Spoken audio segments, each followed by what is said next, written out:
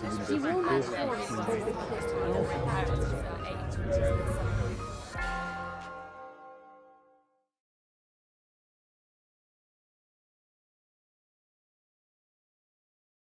Daniel Popica was a fellow about 5 years ago, I think.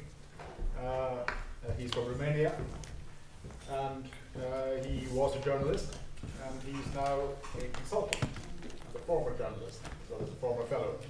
Daniel, again, you've seen the question.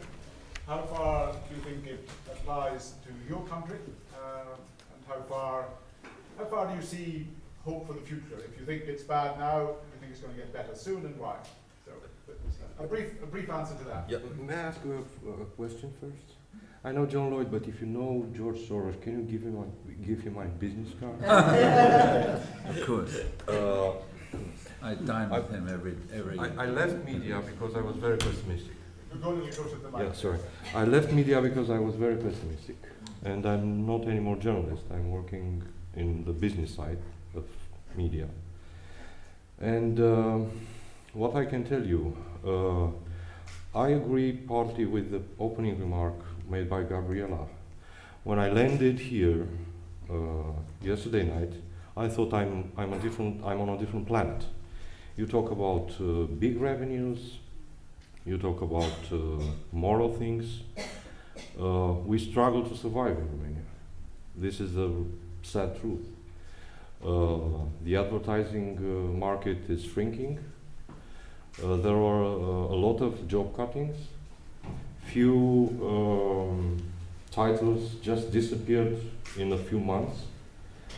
And of course we have a lot of TV stations. For example, if I'm thinking 10 years ago, where I couldn't remember any news TV channel, specialized TV channel, we have 6 now.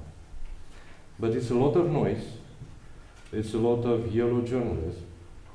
And another reason for getting out of this job is that when I started to be a journalist, I learned about newsworthiness. I think now there is another dictionary. We talk about like worthiness, about share worthiness, about traffic worthiness, about rating worthiness. So I'm not very optimistic at all. Do you think it might get better? As more and more people go on the social media, as there are more blogs, as the whole mainstream media, so-called legacy media, begin to fade a bit and new media appear. Are you hopeful of what's coming up? Not really, because for some causes, yes. For example, there is an environment issue now, those days in Romania, about the gold exploration, and there is a movement which started from the internet. But I don't think it's very relevant as long as the mainstream is not getting very serious about this subject. It's almost taboo because, again, we talk about a lot of money involved, and almost everybody got money for advertising from this company. Thanks, but who's first? Well, I'm intrigued because, in my view, Romanian feature films, fiction films being made at the moment, are the best in Europe, and I love them. And so why is Romanian factual reporting and Romanian journalism so disadvantaged in relation to their film industry? Is there something special about the film industry, or is there not a parallel appetite to be told the truth in journalism? It's a very interesting question, because I think one of the reasons for being so popular with the movies is that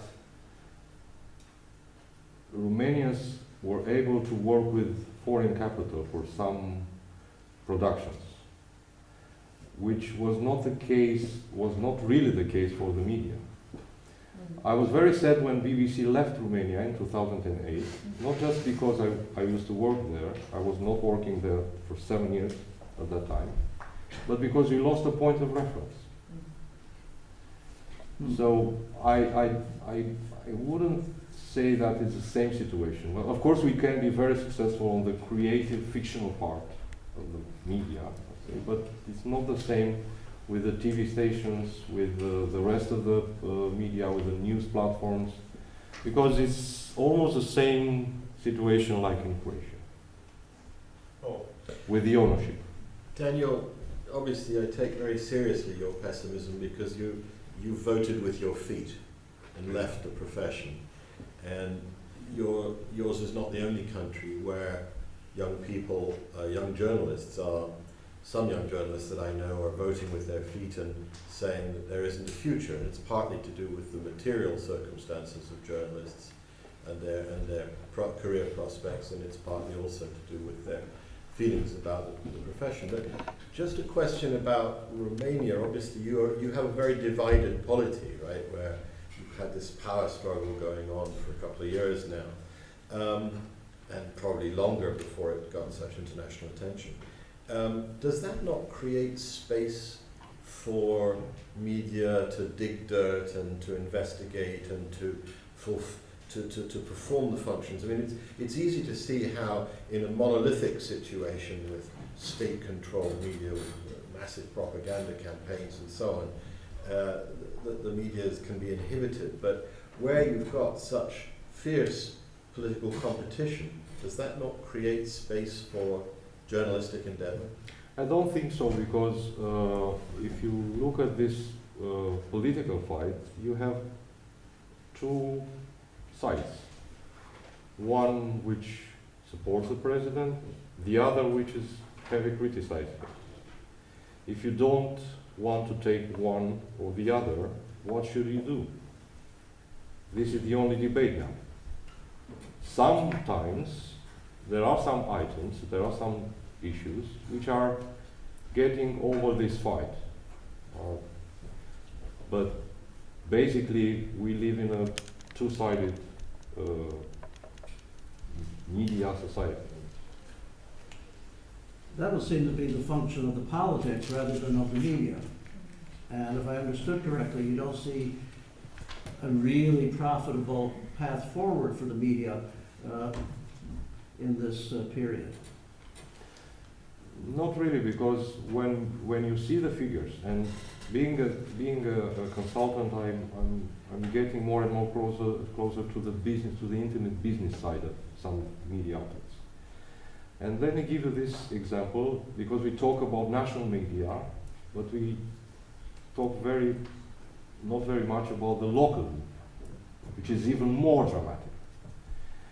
For a local newspaper, $10,000 a month losses is the difference between being this year and not being anymore the next year.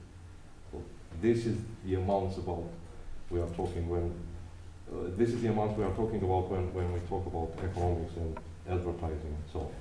You mean they're losing $10,000 a month? Yes. And are going to be out of business next year? Yeah.